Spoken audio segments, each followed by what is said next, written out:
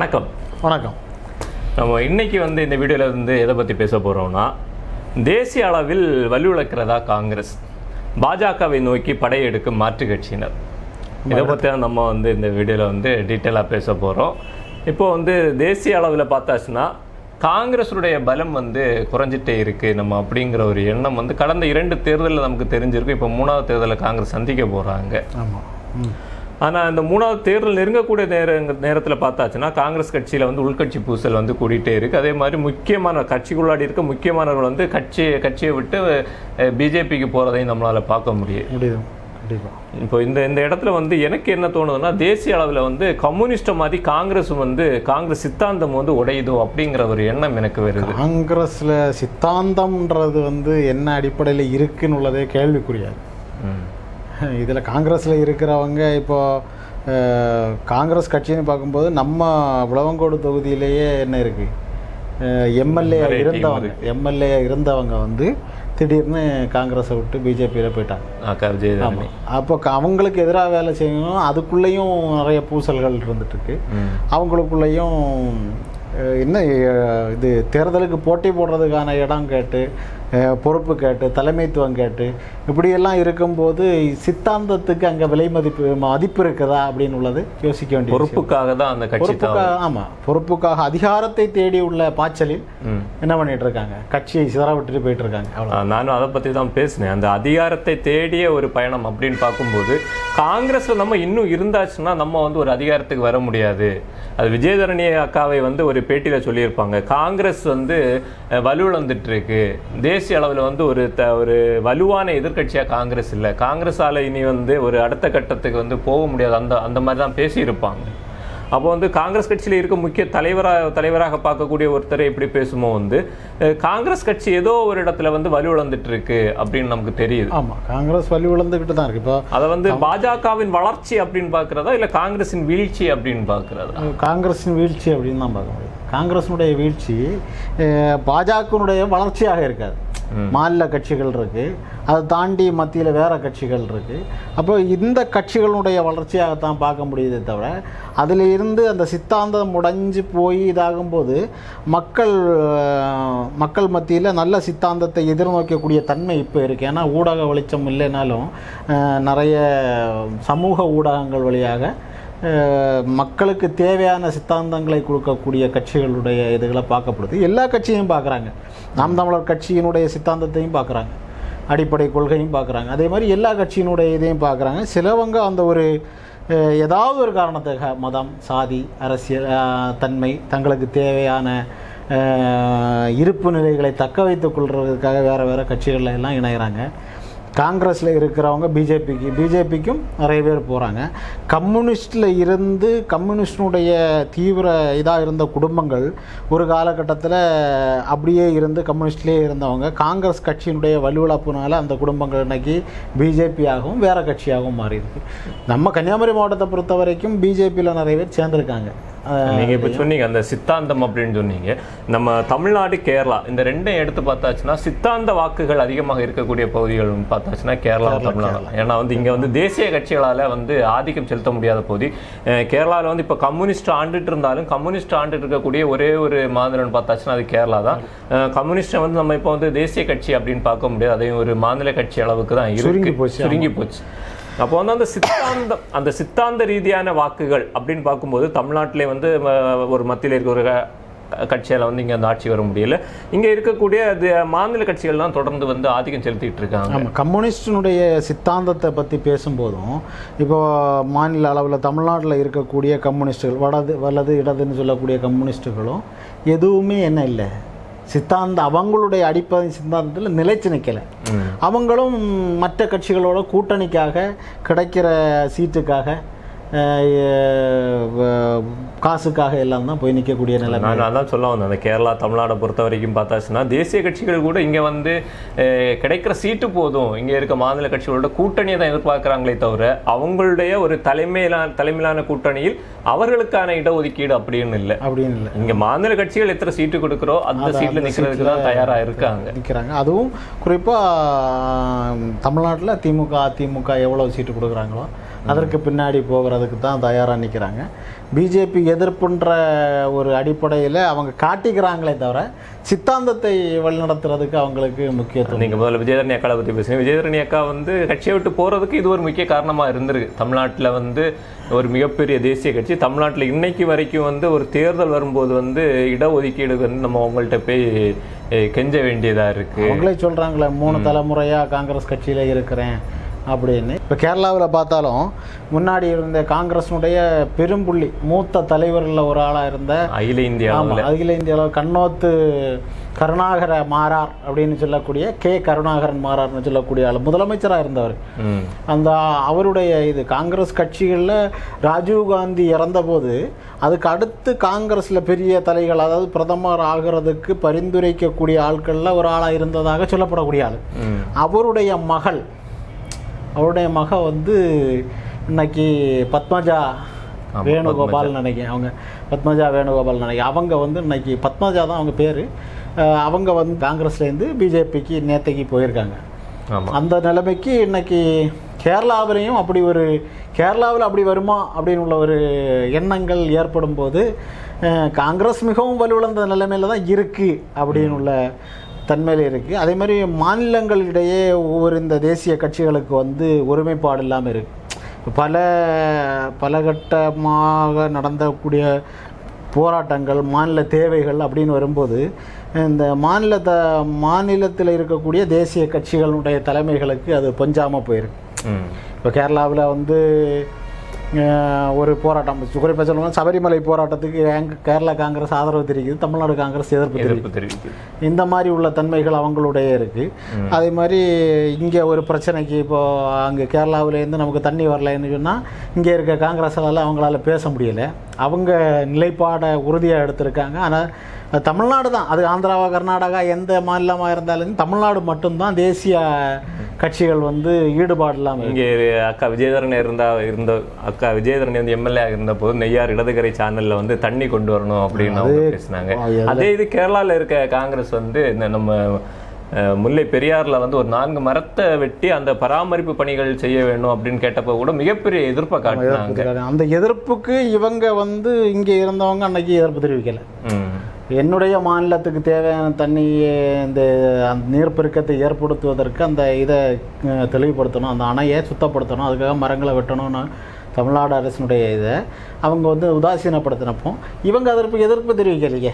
நீங்கள் சொன்ன மாதிரி அது தேசிய கட்சியாக இருந்தாலும் ஒவ்வொரு மாநிலத்துக்கும் ஒவ்வொரு சித்தாந்தம் அந்த பகுதி மக்களுக்கான ஒரு அரசியல் அதை பார்க்கலாம். ஏன்னா அந்த இடத்துல அவங்க அது கொடுத்தா அவங்களுடைய அரசியல் அங்கே ஆடி வாங்கும். இவங்க அதுக்காக தயாராக இல்லையே. அப்போ இவங்க வந்து சித்தாந்தம்ன்ற எதை கையில் எடுத்து வச்சிருக்காங்க. காங்கிரஸாக இருந்தாலும் கம்யூனிஸ்ட் கர்நாடகால இருந்து கூட வையத்துல தண்ணி வாங்கி தர முடியல. இங்கே இருக்க காங்கிரஸ் வந்து தண்ணி தாங்கன்னு சொல்லுது, அங்கே இருக்க காங்கிரஸ் வந்து தண்ணி தரமாட்டோம்னு எதிர்க்குது. நெய்யாறு இடதுகரை சேனல் வந்து காமராஜர் காலத்திலே கட்டப்பட்டுறது சேனல் வந்து அன்றைய காலகட்டத்திலே அது கொண்டு வந்த பிறகு தான் அந்த மலை பிரதேசங்களாக இருந்த இடங்களையும் தண்ணீர் விவசாயத்துக்காக போகக்கூடிய தன்மை இருந்தது. அப்போ அந்த நெய்யாறு இடதுகரை சேனலில் இன்றைக்கி தண்ணி கிடையாது. அதை முன்னிலைப்படுத்துனாங்க. அதை வந்து பெரிய அளவில் வந்து விஜயதரணி அவங்க 2 முறை 3 முறையாக இருந்தபோது 2 முறை அதை வந்து அதை தான் பிரகடனப்படுத்தி கொடுத்தாங்க. பிறகு அரசு சொல்லிச்சு அது வழக்கில் இருக்குது அப்படின்னு. இருந்தாலும் அங்கேயும் காங்கிரஸ் இருந்தபோது இவங்க ஒன்றும் பேசலையே. காங்கிரஸ் தலைவர்களோட கூட பேச்சுவார்த்தை நடத்த முடியலை, அவ்வளோதான். இப்போ தேசிய அளவில் பார்த்தாச்சுன்னா காங்கிரஸுடைய வீழ்ச்சி பாஜகவின் வளர்ச்சியா அப்படின்னு பார்த்தாச்சுன்னா மேலே இருக்கிறதே 2 பேர் தான். இல்லை 2 பேரில் ஒரு ஆள் முதலிடம் வருவாங்க, ஒரு ஆள் வந்து வலுவிழந்தாச்சு. அப்போ அந்த ஆள் வந்து முதலிடம், போட்டிக்கு ஆள் இல்லை அப்படின்னு தான் பார்க்கணும். தவிர பாஜகவின் வளர்ச்சி அப்படின்னு சொல்கிற அளவுக்கு என்ன வளர்ச்சி இருக்குன்னு எனக்கு தெரியல. அது மட்டும் இல்லை, பாஜக வளர்ந்த விதம் அப்படின்னு ஒன்று இருக்குது. இந்த மாநிலங்களில் இருக்கக்கூடிய மாநில கட்சிகளை அடித்து ஒழித்து பாஜக எப்படி வளர்ந்தது அப்படின்ற ஒரு விஷயம் நம்ம பார்க்க வேண்டியதாக இருக்குது. நம்ம ஒழித்து இப்போதான் வளர்கிறது, இப்போதான் வளர்ந்துட்டு வருது. நம்ம செல்வி அம்மையார் ஜெயலலிதா அவர்கள் முதலமைச்சராக இருந்த வரைக்கும் தமிழ்நாட்டின் லேடியா, குஜராத்தின் மோடியா அப்படின்னு சொல்லி இங்கே பரப்புரை நடந்தது. அவங்களுடைய மறைவு வந்து இங்களுடைய பாஜகவின் வளர்ச்சிக்கு ஒரு தொடக்க புள்ளியா இருந்ததோ அப்படிங்கிற ஒரு எண்ணமும் வருது. ஏன்னா அதுக்கப்புறம் தான் வந்து அதிமுக வந்து பாஜக கூட ஒரு கூட்டணிக்கு போகுது. அதுவும் வந்து ஒரு மைனாரிட்டி அரசை வந்து காப்பாற்றுறதும். அந்த நிலைப்பாட்டை அவங்க அன்னைக்கு எடுத்தாங்க மைனாரிட்டி அரசை. ஏன்னா மத்தியில் ஆட்சியில் அவங்க கையில் இருக்கு. அப்போ இங்கே அந்த மாதிரி ஒரு நிலைப்பாடை எடுத்தால் தான் முடியும்னு சொல்லி எடுத்துக்காங்க. இப்போ வந்து விலகி நிற்கிறாங்க. அவங்க அதிமுகவுடைய விலகலே பாஜகனுடைய வீழ்ச்சியாகத்தான் நமக்கு இப்போ பார்க்க முடியுது. இப்போ நம்ம இப்போ இருக்கிற ஐயா முதலமைச்சர் ஸ்டாலின் கூட அவர் எதிர்கட்சியா இருந்தப்போ கருப்பு பலூன் எல்லாம் பறக்க விட்டார். இப்போ வந்து கொடை கூட வெள்ளையா தான் பிடிக்கிறாரு. அது வேற. முதல் மேடையில பிரதமரை உட்கார வச்சுட்டு ஒன்றிய பிரதமர் அப்படின்னு பேசினாரு. ரெண்டாவது மேடையில இந்திய பிரதமர்னு பேசினாரு. இப்போ மூணாவது மேடையில பேசியிருக்காரு பாரத பிரதமர்னு பேசியிருக்காரு. அந்த சித்தாந்தத்துக்கு உள்ளாடி கொஞ்சம் கொஞ்சமா புதைஞ்சிட்டு இருக்காங்களோ திராவிடம் அப்படிங்கிற சித்தாந்தத்துக்குள்ள புதைஞ்சிட்டு இருக்காங்களோ, அல்லது இவங்க ஏற்கனவே செய்து வைத்த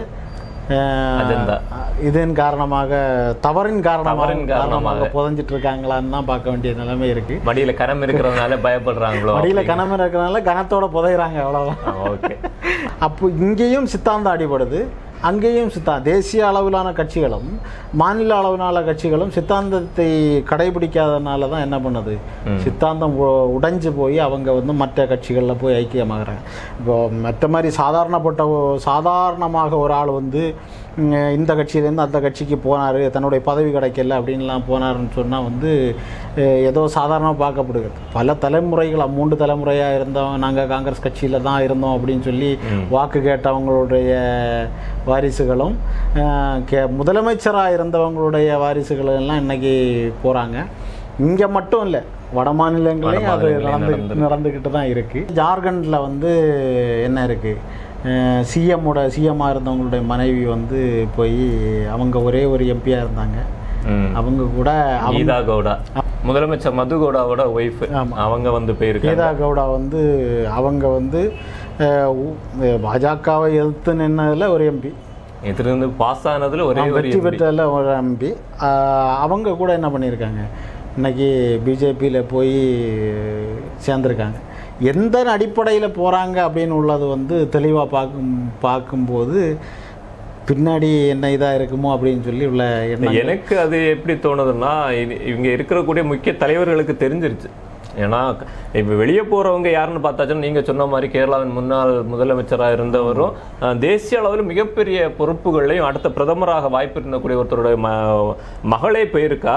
இங்கே பார்த்தாச்சுன்னா ஜார்க்கண்டில் பார்த்தாச்சுன்னா ஒரு முதலமைச்சரோட மனைவி போய் சேர்ந்துருக்காங்க. இதெல்லாம் பார்க்கும்போது தலைமையில இருக்கிறவங்க பாஜகவுக்கு போறாங்க அப்படின்னு பார்க்கும்போது காங்கிரஸ் தலைமை வந்து வலுவா இல்லை அப்படிங்கிற ஒரு கருத்து வந்து காங்கிரஸ் தலைமை வந்து இப்போ இந்திரா காந்தி அம்மையார் வந்து ஒரு வலுவான தலைவராக இருந்தாங்க. நேரு, இந்திரா காந்தி, ராஜீவ் காந்தி. அப்போ இந்திரா காந்தி அம்மையார் வந்து இதில் வந்து ஒரு பெண் ஆனதுனால இந்திரா காந்தி அம்மையாருடைய பிம்பம் பயங்கரமாக இருந்தது. இப்போ அந்த பயங்கரமாக இருந்த அதுக்கு பிறகு அவங்க கொல்லப்படுறாங்க, சீக்கியரால் கொல்லப்படுறாங்க. அதுக்கப்புறம் ராஜீவ்காந்தியுடைய மரணம், இதுக்கெல்லாம் அப்புறம் வந்து என்ன பார்த்தீங்கன்னா அடுத்த தலைமை அந்த குடும்பத்திலேருந்து வரல. அந்த குடும்பத்திலேருந்து வராதனாலையா இல்லை காங்கிரஸ் சரியான தலைமைத்துவம் இல்லையா, அந்த குடும்பம் இன்னைக்கு இடம் பெற்றிருக்கிறதுனால அப்படியா, இந்த மற்ற கட்சிகள் அது குடும்ப கட்சிகள்னு சொல்லுது, குடும்பத்தில் இருக்கிறவங்க தான் அதில் முன்னிலைப்படுத்துன்னு சொல்லுது. ஆனால் மற்ற கட்சிகள்லையும் இன்றைக்கி என்ன பண்ணுறாங்கன்னா எல்லாருமே, நீங்கள் இப்போது சிதம்பரம் கூட அவருடைய மகனுக்கு சீட்டு கேட்குறதா சொல்லப்படுது. ஆனால் அங்கேயும் அதை தவிர்த்து மற்ற அடுத்த கட்டத்தில் இருக்கக்கூடிய கட்சி பொறுப்பாளர்கள் அப்படின்லாம் சீட்டு கொடுக்கும்போது இந்த பிரச்சனைகள் உருவாது. அப்போ இவங்க என்ன அந்த சித்தாந்தத்தை அடிப்படையாக வச்சுருக்காங்க, அதிகாரத்தை தேடி உள்ள பாய்ச்சல் மட்டும்தான் இருக்குது. இப்போ நான் கட்சியில் இருக்கேன், கட்சியினுடைய நாம் தமிழர் கட்சியில் இருக்கேன், ஆட்சி வரைவு திட்டம் இருக்குது. அந்த ஆட்சி வரைவு திட்டம் வந்து நாளைக்கு நாம் தமிழர் கட்சி ஆட்சிக்கு வரும்போது நிச்சயமாக நிறைவேறும்ல எண்ணம் மனசில் இருக்குது. இதன் பேர் தான் சித்தாந்தம். இந்த சித்தாந்தம் அற்று போகிறவர்கள், இந்த சித்தாந்தத்தை ஏற்காதவர்கள் தன்னுடைய பொறுப்பு, தன்னுடைய பதவி அல்லது தனக்கு அதிகாரத்தை தேடி பிடிக்க வேண்டும் நிலைமையில் இருக்கிறவங்க தான் என்ன பண்ணுவாங்க, இதை தேடி இன்னொரு கட்சிக்கு தாவி போகக்கூடிய தன்மைகள் உருவாகுது. இப்போ வந்து பாஜகவின் வளர்ச்சி வந்து காங்கிரஸின் வீழ்ச்சி நம்ம அப்படின்னு எடுக்கலாம். இப்போ வந்து எப்படி வந்து இன்னைக்கு கம்யூனிஸ்ட் வந்து கேரளாவில் மட்டும் ஒரு மாநில கட்சியாக மாறுதோ அதே மாதிரி காங்கிரஸ் வந்து எதிர்காலத்தில் மாறுமோ அப்படின்னு நம்ம பார்க்க வேண்டியதாக இருக்குது. தேசிய அளவில் வந்து ஒரு கட்சி வீழுது இன்னொரு கட்சி ஆளுது அப்படின்னு நம்ம பார்த்தாலும் இப்போ வந்து எலெக்ஷன் வருது, ஒவ்வொரு கட்சிகளும் வந்து ஒவ்வொரு கட்சியோட கூட்டணி பேசிட்டு தான் இருக்காங்க. நீ கூட்டணியே வேண்டான்னு சொன்னாலும் எங்களுடைய கதவுகள் இன்னும் திறந்து தான் இருக்குது, நீங்கள் எப்போ வேணாலும் கூட்டணிக்கு வரலாம் அப்படின்னுலாம் சொல்லிட்டு இருக்கும்போது நம்ம நாம் தமிழர் கட்சி தொடர்ந்து நாங்கள் தனிச்சையாக தான் நிற்போம். அதிகாரம் எங்கள் கைக்கு வருதோ இல்லையோ மக்களுக்காக களத்தில் தொடர்ந்து போராடுவோம், தேர்தல் களத்தில் நாங்கள் தனியாக தான் நிற்போம்னு சொல்லி தனிச்சு நின்றுட்டு இருக்காங்க. அதுதான் இப்போ செந்தமிழன் சீமான் வந்து தெளிவாக சொல்லியிருக்காரு. அண்ணன் திருமாவளவன், வைகோ அவர்கள், வேல்முருகன், இவங்க ஐயா இவர் மறைந்த விஜயகாந்த், இவங்களுடைய கட்சிகள் வந்து செய்த தவறு இதே திராவிட கட்சிகளோடு அல்லது வேறு கட்சிகளோடு கூட்டணி அமைச்சு இவங்க என்ன பண்ண முடியல, தனித்துவமாக முன்னேறி வர முடியல. அவங்களுடைய சொல்படி தான் நிற்க முடியுது, சித்தாந்தத்தின்படி தான் இயங்க முடியுது. இப்போது அதற்கு சிறந்த உதாரணம் வேறு ஒன்றும் இல்லை, ஐயா விஜயகாந்த் அவங்க பிரதான எதிர்கட்சி அம்மையார் கொடுத்தாங்க. இருந்தாலும் என்ன பண்ண முடியலை, கட்சி அடுத்த கட்டத்துக்கு நகர்த்தி கொண்டு போக முடியல, அவங்களுடைய சித்தாந்தத்தை அங்கே விதைக்க முடியலை. அவர் ஒரு சித்தாந்தத்தை உருவாக்கி வச்சுருந்துருக்காரு, அந்த சித்தாந்தம் அவங்க அறிக்கையாக பிரகடனப்படுத்தலைனாலும் இருந்தது அவங்களுக்கு, அவங்க கட்சிக்குன்னு மக்கள் நலன் அக்கறை காட்டுறதுன்னு சொல்லி அவங்க ஒரு இது வச்சுருந்தாங்க. அந்த இது இன்றைக்கி என்ன பண்ணல, பிறகு வந்து ஜெயலலிதா அம்மையோரோட கூட்டணி வச்சு எம்எல்ஏக்களை பெற்று சட்டமன்றத்தில் முக்கிய எதிர்கட்சி ஆன பிறகு என்ன பண்ண முடியலை, அவங்களால அடுத்த கட்டத்துக்கு நகர்வுக்கு போக முடியலை. அப்போது இதே மாதிரி தான் நிற்க வேண்டிய நிலைமை வரும்.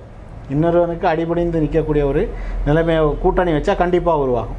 ஆனால் அதை தவிர்க்கிறதுக்கு வேண்டி தான் என்ன பண்ணியிருக்காங்க, கூட்டணி இல்லாமல் தனித்துவமாக நிற்கணும். அதுதான் தனித்துவத்தில் தான் என்ன பண்ண முடியும், சிறந்த இப்போ நம்ம வச்சிருக்கிறது சிறந்த சித்தாந்தம், தெளிந்த ஆட்சி வரைவு திட்டமுறை.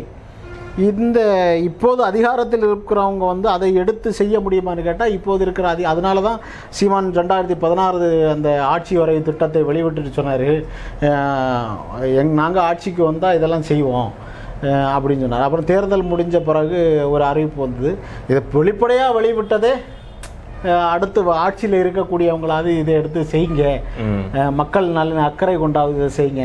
மக்கள் நல்ல அக்கறை கொண்டவங்க என்ன செய்திருக்கணும், அதை செய்திருக்கணும். இன்னைக்கு அண்ணாமலை மெதுவாக வர்றாருல்ல, நாங்கள் கள்ளுக்கடை நடத்துவோம் அப்படின்னு தொடர்ச்சியாக வந்து தனியாக தான் நின்றுட்டு இருக்கோம். இப்போ வந்து தேசிய அளவில் வந்து யார் வீழ்ந்தாலும் யார் இழந்தாலும் தமிழ்நாட்டு அளவில் நாம் தமிழர் கட்சி என்ன சித்தாந்தத்தோட பயணிச்சுட்டு இருக்கோ அந்த சித்தாந்தம் மாறாமல் தொடர்ந்து பயணிக்கும் அப்படிங்கிற நம்பிக்கை நமக்குள்ள நிறையவே இருக்கும். கண்டிப்பாக எல்லாருக்கும் இருக்கும், அது எல்லாருக்கும் இருக்குது. ஏன்னா அந்த கூட்டணின்ற இதையே வந்து இதில் அதுலேயும் மட்டும் அண்ணன் வந்து இப்போது சமீப காலத்தில் கூட பேசியிருப்பார், அண்ணன் வந்து உன்னை எங்கள் இடத்துலையும் கொண்டு அடமானம் வைக்க மாட்டேன். அந்த ஒரு வார்த்தை போதுமே, அந்த ஒரு வார்த்தை போதும்.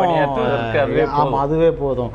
இருக்கக்கூடிய களப்பணியாளர்களுக்கு வந்து இதாக தானே, வெளியில் போனவங்க என்ன வேணாலும் சொல்லுவாங்க, அதை பற்றி கவலையே கிடையாது. சித்தாந்தம் உறுதியான சித்தாந்தம், தத்துவ நிலைப்பாடு உறுதியான தத்துவ நிலைப்பாடு. நம்ம இப்போ வந்து தேசிய அளவில் இருக்கக்கூடிய காங்கிரஸ் பற்றியும் பாஜக பற்றியும் நம்ம பேசணும். தேசிய அளவில் வந்து காங்கிரஸ் வீழ்கிறதா பாஜக எழுகிறதான்னு பேசணும். சரி, ஓகே. நம்ம இனி அடுத்த வீடியோவில் வந்து இன்னொரு தலைப்போடு சந்திக்கலாம். நன்றி.